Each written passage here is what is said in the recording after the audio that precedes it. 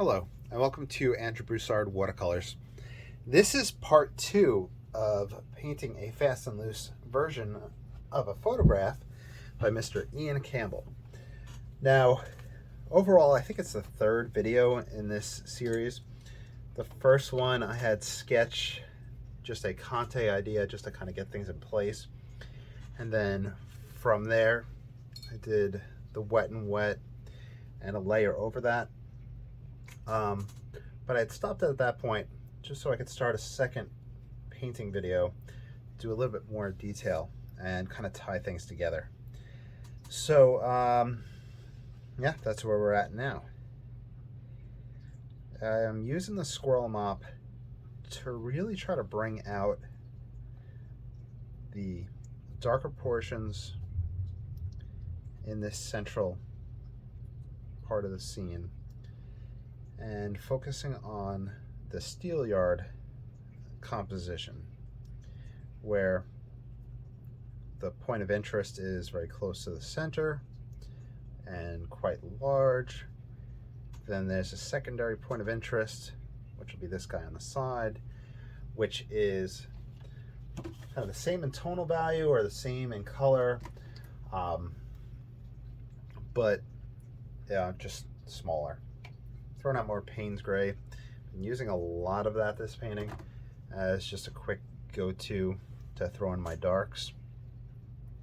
I'm going to start using ultramarine and other mixtures, just so that I'm not relying on that solely. I'm going to throw a little bit of that in this tree here as well, and down into this reflection. I'm a little concerned about this shape right in here, how it's a horizontal plane, but the light area is not receding back due to its shape. So I think I'm going to find a way to cut it in, and I'm going to just mark right on the paper just so you can see what I'm talking about. Cut right there and there to narrow that.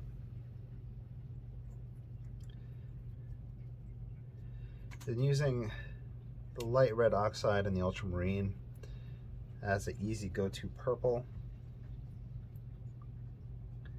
Using that for the side of the stone face here. I'm going to make it a little bit larger. I'm going to bring that reflection down.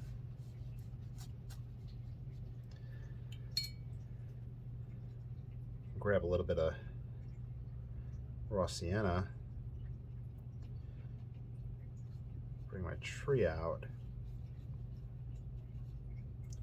Then I can bring that down here. I'm just trying to think of ways to cut and narrow that spot. So hopefully that's making sense.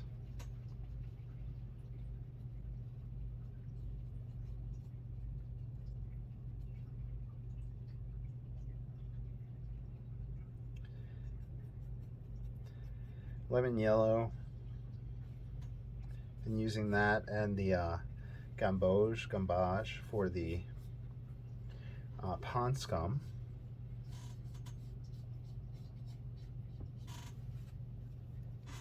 What might be interesting, and if you choose to do so, be careful.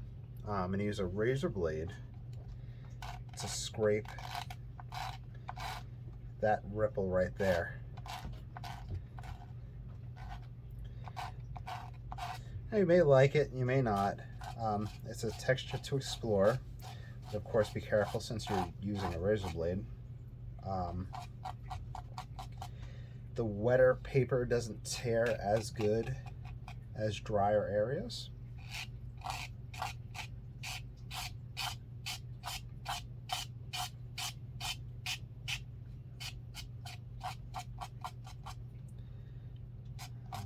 Let's see if they like that.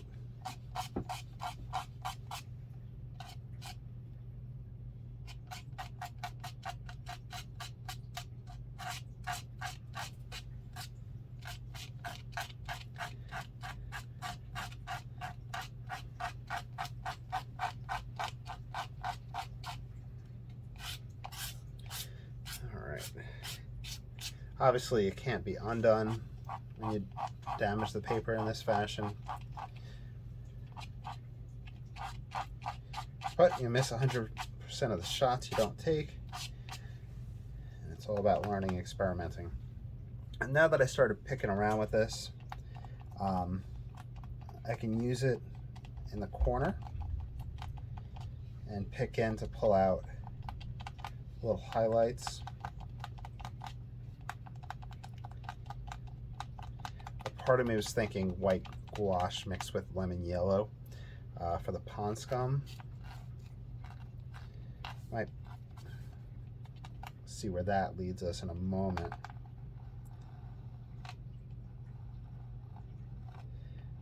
See how I'm trying to cut with the razor blade. You can get a different type of line with that cut. You could either get a skipping line, or sometimes if you're skilled with it, you can get kind of a straight line cut. But be very careful. I'm pulling towards my fingers, which is a no-no, so I really want you all to be careful, so I need to model that careful behavior as well. All right, let's see where we're at. Okay, that added quite a bit of interest. I wanted to play around with trunks and the distant trees. With painting and art, there's a level of detail that you could put in and a level of detail that you could put out.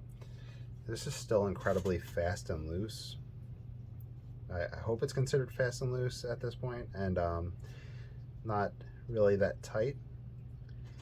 And a lot of the detail that you'd see in a picture wouldn't show up in the painting unless you're going for something like hyper realistic.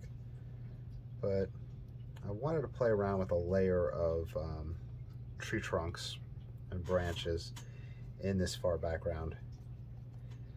I think a part of it is because it being so close to the area of interest that I might imagine that there'd be more detail in it in the painting. So that might be why I'm drawn to doing that. Mentioned in the part 1 that it is Mr. Alan Owen's birthday. The reason I bring that up is whenever I see the slide brush effect like this, I can't help but think of him, David Usher, Mr. Henry Lee, but I believe it is Alan Owen's 88th birthday as of this filming.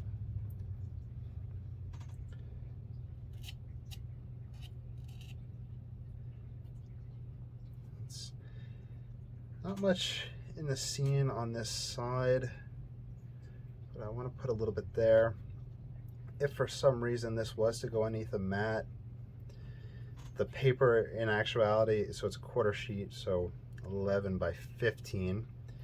The inside of a standard mat for this size would be like 10 and 3/8 or 5/8 by 13 and 3 or 5/8. So it would come in to about here.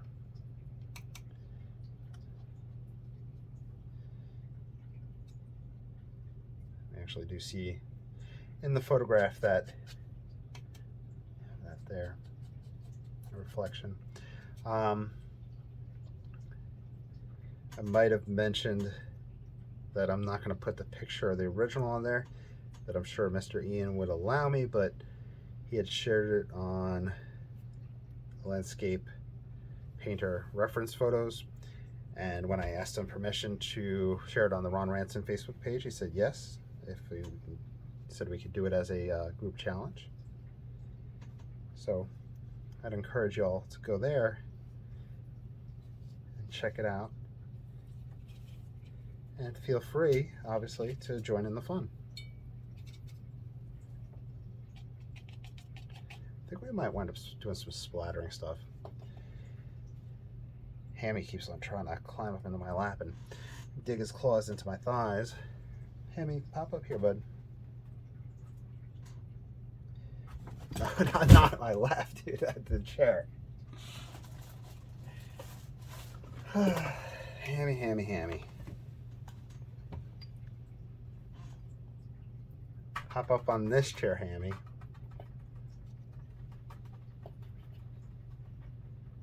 The dots are being connected, Hammy. He is the best cat. Besides y'all's cat that are watching out there.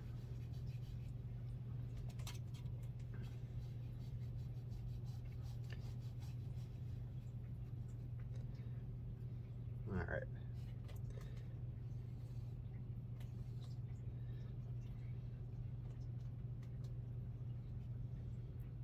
Deliberately darkening that inside there, bringing down that reflection, looking for that edge.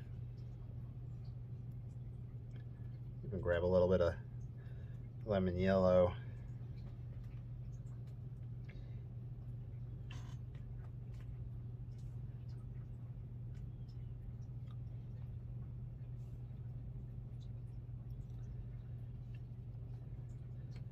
So this is Cotman or Van Gogh brand lemon yellow. I'm not sure if your more professional or heavily pigmented lines would stand out better. You could mix it with white gouache. That would help it pop against this.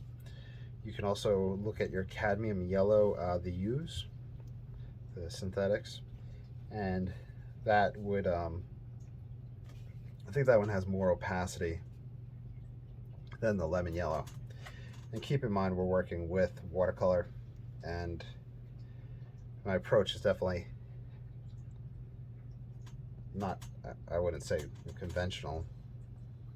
I'm trying to put yellow on top of everything else, but that might be you know, some other alternative ideas.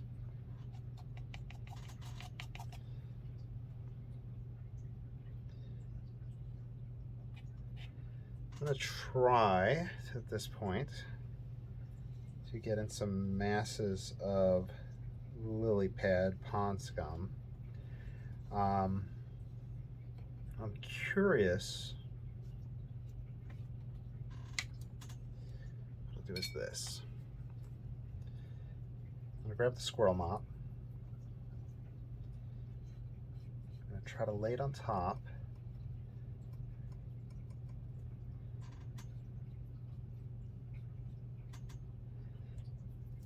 We want it to get bigger as it gets closer to us. We want to keep our perspective taking place.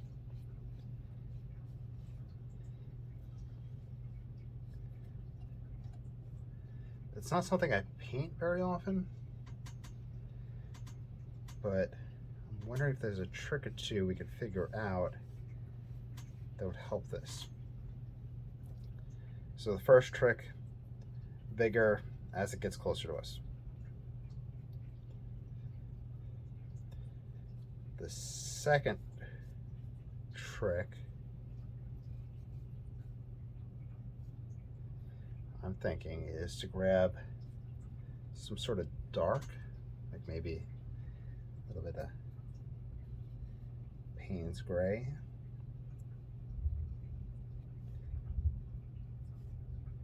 Almost paint that in as like that shadow side facing us. Let me know what you think of that. Let's see if you like it.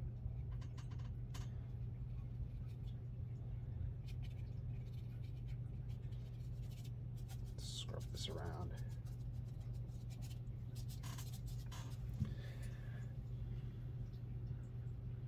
All right.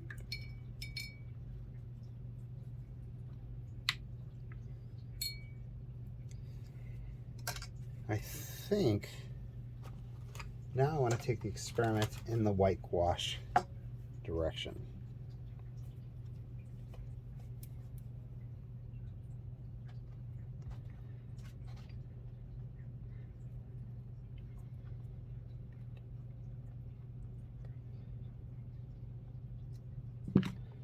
Before we go into that, I want to bring in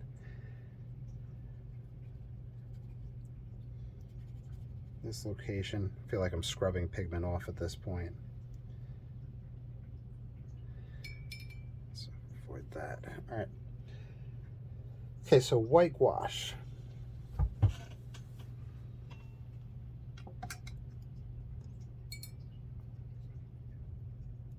I put it on a different little palette, mainly because it will start chalking everything up.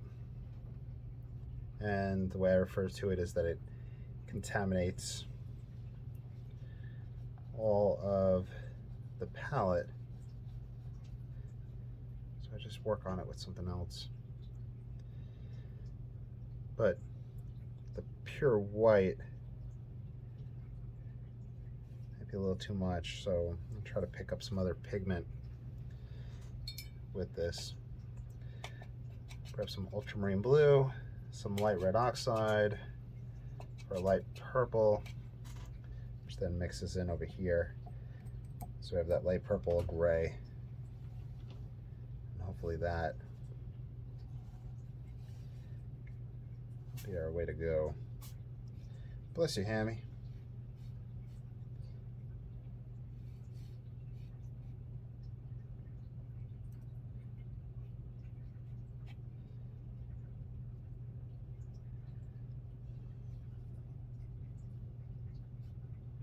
So we use the razor blade in here, and now we have the white gouache.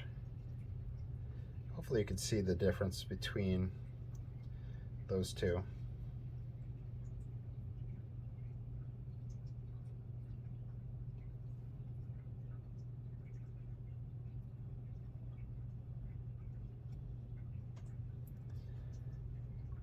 Then once you start using in the rinse water, it starts getting everything all gunky.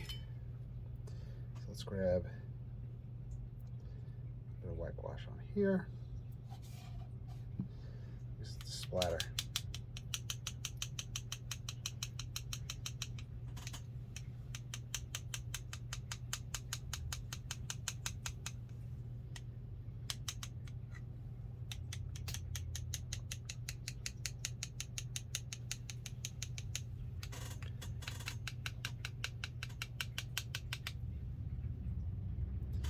I think it'd be fun to grab a little bit of lemon yellow and mix that in with the white gouache.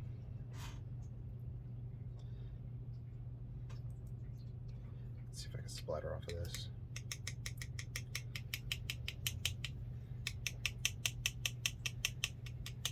That'll stand out a little bit. Even paint it out.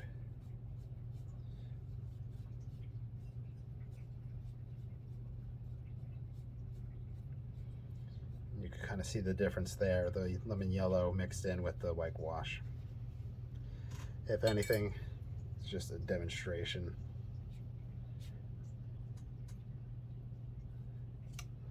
All right.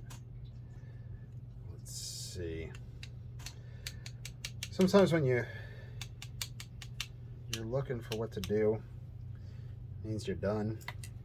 So let's pause it. We'll do a dry off. We'll take a look at the overall scene. I'm pretty happy with it, but in the spirit of experimentation, I have a Rapidograph, but Rapidometric is what they called this model. And I filled it up with the platinum carbon ink. I've been playing around with that lately, so let's go in and make some lines with it. This is a size 1, so I think it's about 1 millimeter wide. Probably looks a little bit bigger than that. But I grabbed it because of the big mark making and to essentially just play around and see how this ink dries on top of it. If you are following along to the T, you're welcome to follow along with this stage, and if you don't have this, any technical liner would be perfect for this experimental part. Micron pens, etc. it'd be good for you to see how they dry and interact with the watercolor itself. I have found that jelly rolls work really nice on top. In fact, we might even grab a jelly roll too, just so we can play there. And you can see how it went on pretty wet. I'm going to make another mark right there, but it dries, kind of sinks in and blends with it.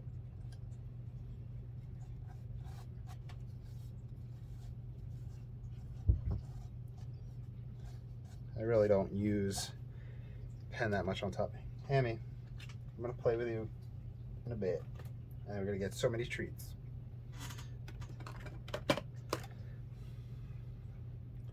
Could even use to draw some birds. This is a thinner one, 0.35. But the micron pen's fun to explore if that's what you have on hand. Jelly roll, just in case we want to see that. Hammy, I'll be done in a moment, bud.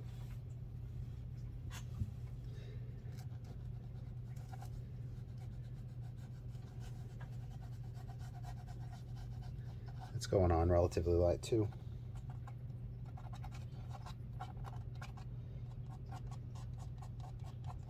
Lighter than the scrapes in the white gouache, so you can kind of use the one, if you wanted to use it all together, the one to come forward and then one to recede could be a potential use.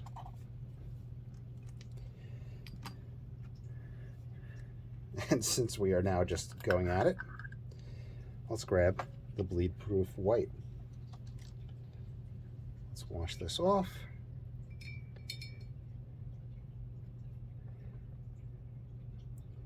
Grab a little bit.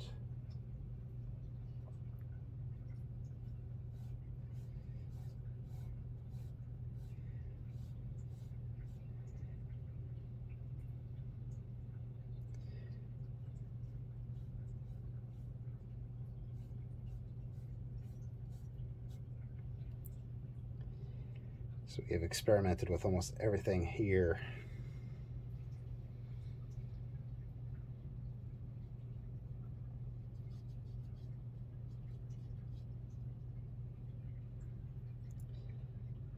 In fact, while we have it out, why don't we throw a little bit in the sky.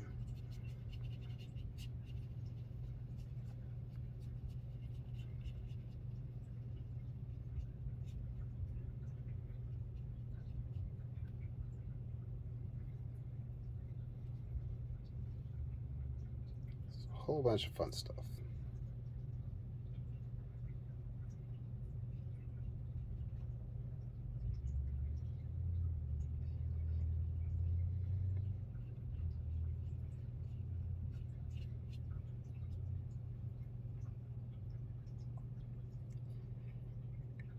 All right, we'll do one last dry off.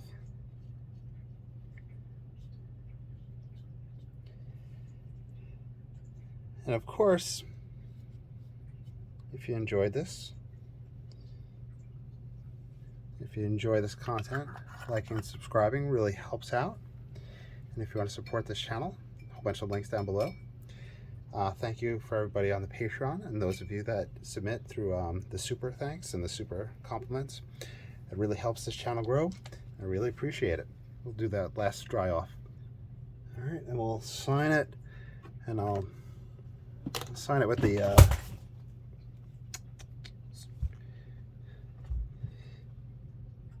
platinum carbon ink.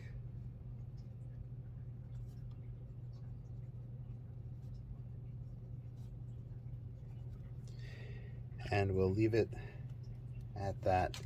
I hope you all enjoyed. Thank you so much for watching. Have a great day.